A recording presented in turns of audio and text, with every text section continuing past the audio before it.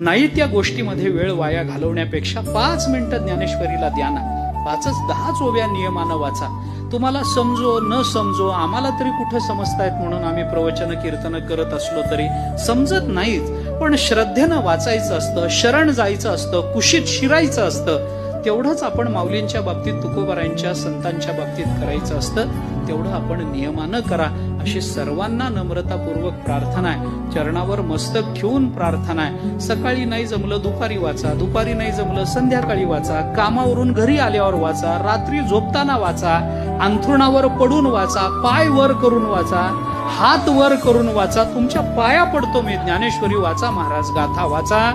याच्याशिवाय आपल्याला तारणारं या जगात दुसरं कोणी नाही. बरं कोणी नाही. आपलं कल्याणाची तळमळ अंतःकरणामध्ये ठेवणारं ज्ञानेश्वरी गाथ्याशिवाय दुसरं या पृथ्वीच्या पाठीवर कोणीही नाही. लिहून घ्या माझ्याकडून.